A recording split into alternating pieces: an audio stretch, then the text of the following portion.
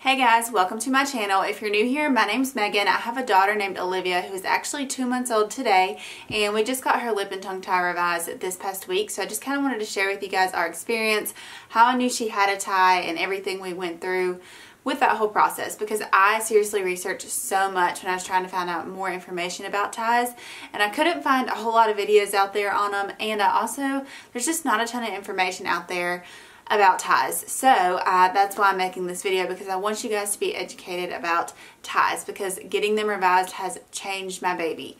So I'm going to start with how we figured out she had a tie.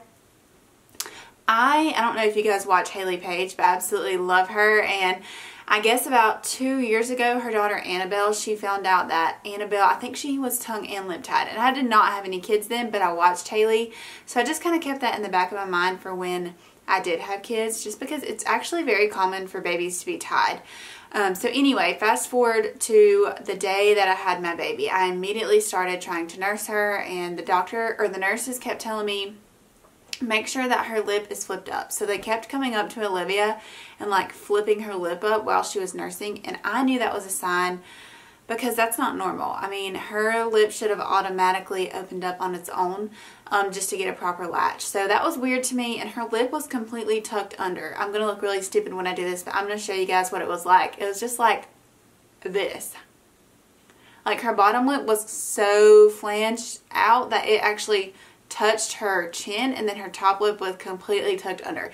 So it was just very weird, and actually after she got done nursing, this part of her lip was red just because it was so pushed out. So I thought that was strange, and I did a lot of research. I'm sure you guys are familiar with kellymom.com, but I researched about ties on there, and then I also joined a group on Facebook called the Cleavage Club Breastfeeding Support, and if I can, I'll link it down below, because that is seriously a tremendous help, and it was a huge resource for me.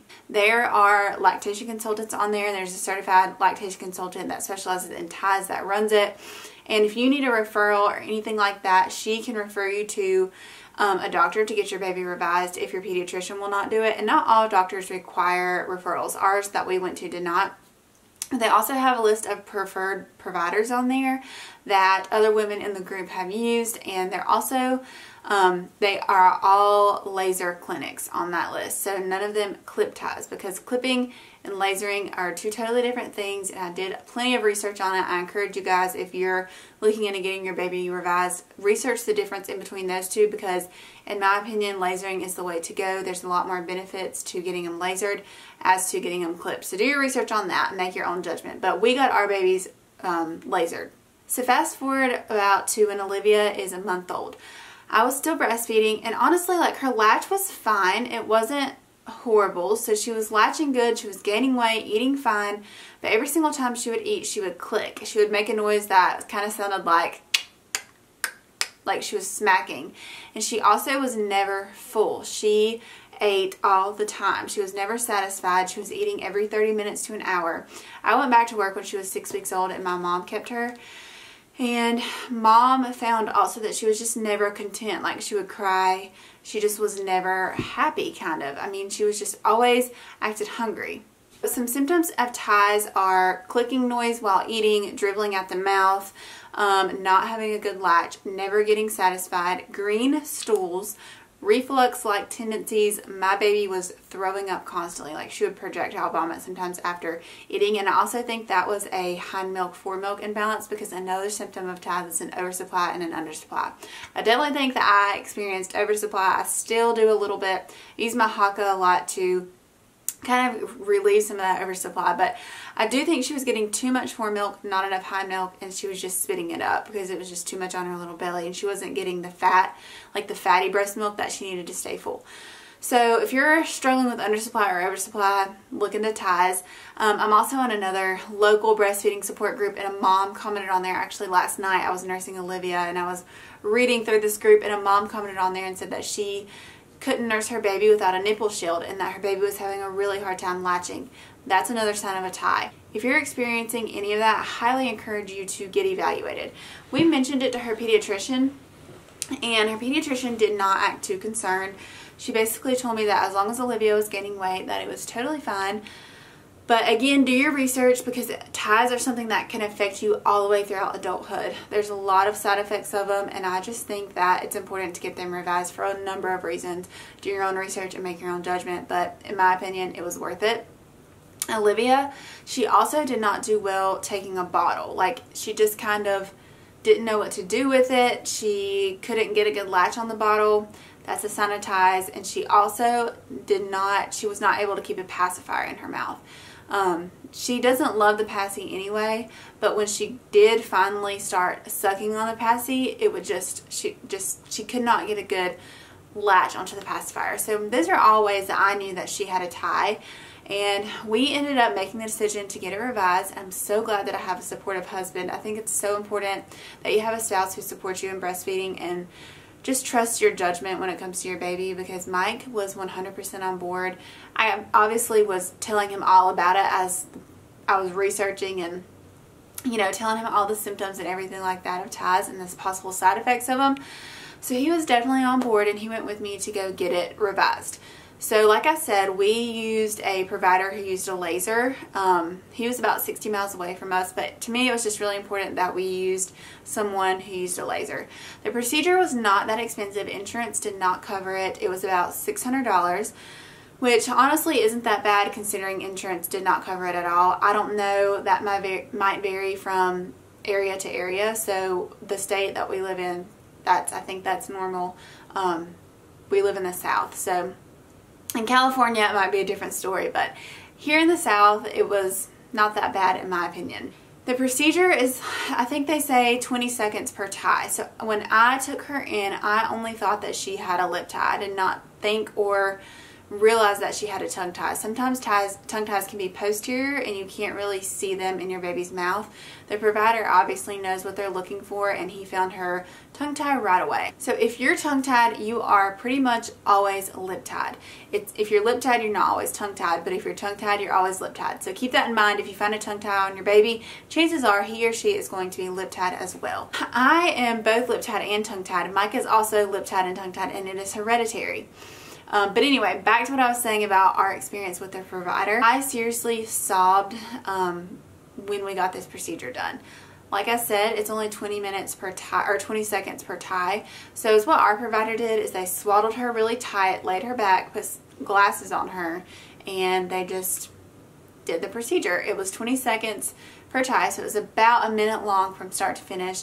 While she was getting it done, we went and checked out. They had like a little window that we could look into to see them do it, but I did not want to watch her go through that pain. It was bad enough hearing her scream bloody murder. I could hear her from the back of the building all the way to the front. And as a mom, you just don't want to hear your baby screaming like that. Seriously, it was heartbreaking. But the doctor kept saying to me, I think he could tell I was upset. He kept saying to Mike and I, "You're not doing this to her, you're doing this for her." And I bet he said that like 5 times. But that helped me so much, and it still does help me, because now we have to do stretches, and I know that that hurts her too. So the actual revision process was not that bad. I really liked the provider. He went over everything in great detail with us, and I really, really liked him. It's important to find a provider that you like. So if you go see one, you don't like him or her, make sure you go see another one, because you want to feel comfortable with the person that's doing this procedure on your baby. We go for a 2-week post-op appointment next week. So at that appointment, they'll just make sure that her ties haven't reattached, because the mouth heals really quickly, so it's very common for them to reattach, especially if you aren't doing the baby stretches like you're supposed to. Our provider told us to do the stretches for 14 days, obviously till our next appointment, and he'll give us further instructions at that appointment.